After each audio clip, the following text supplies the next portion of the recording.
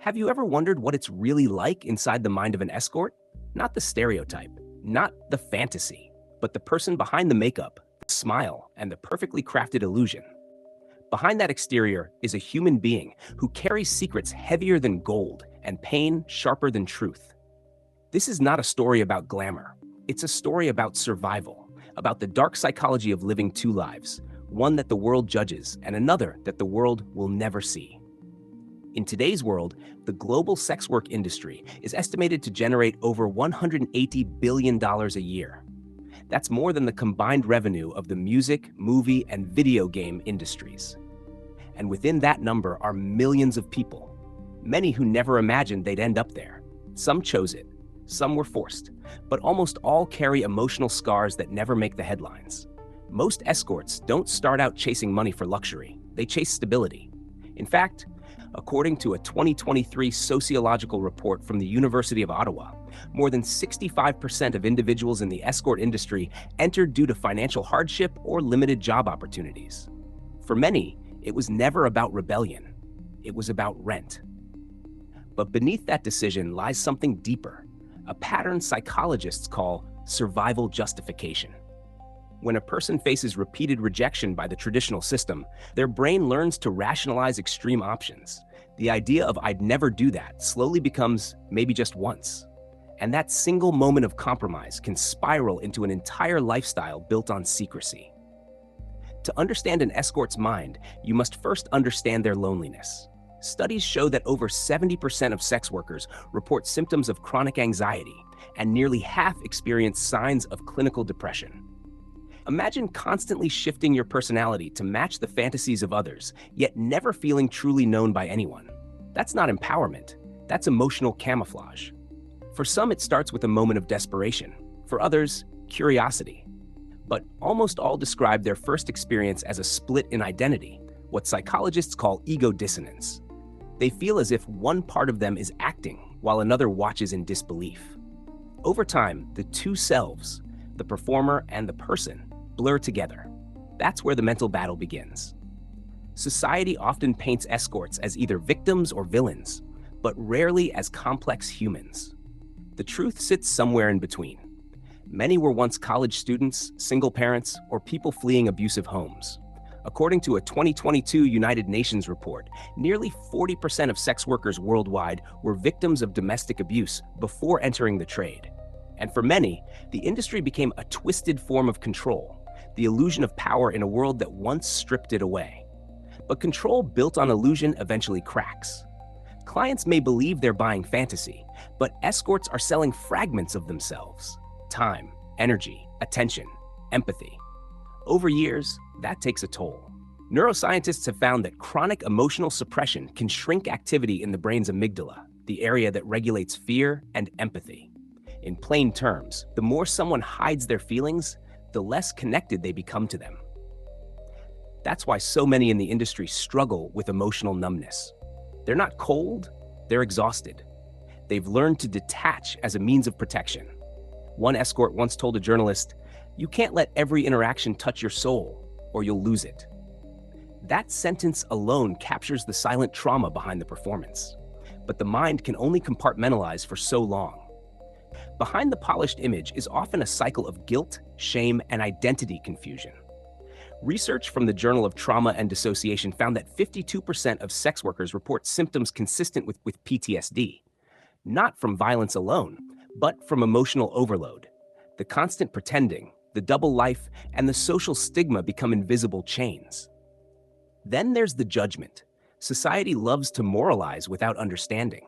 In a 2024 Pew Research survey, 67% of people admitted they hold negative perceptions of sex workers, while only 12% said they feel empathy. That lack of compassion isolates people further. Imagine waking up every day knowing that the world sees your survival as sin. The irony is that many escorts are some of the most emotionally intelligent individuals you'll meet. They can read tone, predict behavior, and manage volatile personalities in seconds. In psychological terms, that's hypervigilance, a trauma response developed from years of needing to sense danger before it happens. What most call intuition, they call self-defense. Economically, the story doesn't get lighter. The average escort in a developed country might earn between $50 and $300 an hour, but that doesn't mean wealth. Most face unstable income, lack health insurance, and live under constant financial anxiety. Many can't open savings accounts due to unreported income. Others fall into predatory financial cycles because they can't explain their job history to banks or landlords. Socially, isolation deepens. Real relationships become difficult when trust itself has been commodified. Studies show that over 60% of sex workers hide their profession from family and friends. The result is a life lived in fragments, bits of truth here, pieces of performance there, until even the person themselves can't tell which version is real. The darkness isn't always external. Some carry deep self-loathing from societal conditioning. They internalize every insult, every judgment. Over time, that creates what therapists call shame fatigue. It's the exhaustion that comes from constantly feeling unworthy. And with that fatigue comes addiction, not always to substances, but to distraction, social media, spending, even constant work. Anything to escape silence, because silence means facing reality. But let's not pretend it's all despair. Some find empowerment and reclaim control of their narrative. In recent years, social activists have pushed for decriminalization and safer work environments. In New Zealand, where sex work was decriminalized in 2003, reports of violence against workers dropped by 30% within 5 years. When stigma decreases, safety increases. That's the paradox. Society's judgment often creates the very danger it condemns. Inside the escort's mind lives a war between independence and invisibility. Many describe feeling powerful one minute and worthless the next. They live in a world that praises confidence but punishes honesty. They crave connection but fear exposure. It's a psychological tug-of-war that leaves scars you can't see. And yet, there's another layer: the clients. They represent society's hidden demand. Without demand, there's no market. But instead of addressing loneliness, mental health, and social disconnection, society focuses on shame. The truth is that both sides of this transaction often share the same wound: the fear of being unloved. When we reduce complex humans to moral labels, we miss the bigger picture. The economic systems that push people into desperation, the lack of mental health support, the gender inequalities, and the emotional neglect that begins in childhood. Every story has a root. Every decision has a cause. If you talk to former escorts who've left the industry, most will tell you they don't miss the money. They miss the feeling of control, the illusion that they mattered. One woman in a 2023 BBC interview said, "I didn't want to sell my body. I wanted to sell the feeling that I was important to someone." That line breaks through every stereotype, because at its core, the mind of an escort is a mirror of society's failures, its obsession with money, its neglect of empathy, and its fear of truth. Behind every confident smile is a story of survival, a mind fighting to be seen as human again. Recovery isn't easy. Many who leave the industry battle with reintegration. Without stable income or emotional support, relapse, returning to old habits, is common.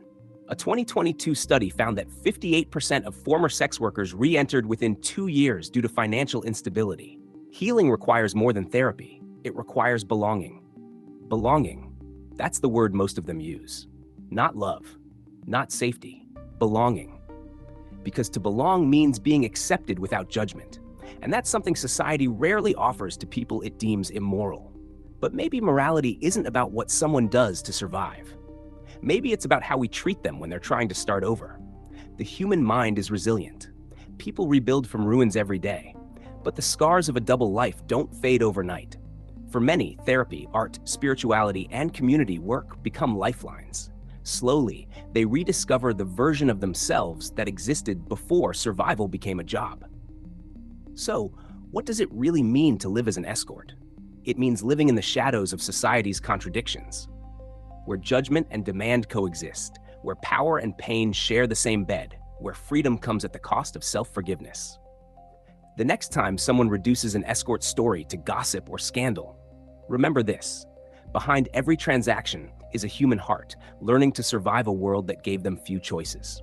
Behind every performance is a person silently screaming for understanding.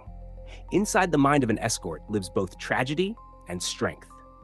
The tragedy of being unseen, and the strength of surviving anyway. Because when the makeup fades, the lights dim, and the phone stops ringing, all that's left is a person asking the same question we all ask. Who am I, really? And that's the question at the heart of every human story. This is Temptology, exploring the minds that society misunderstands, the psychology behind the choices we judge, and the truth beneath the surface. If you found this episode thought-provoking, subscribe for more deep dives into the human mind, only on Temptology.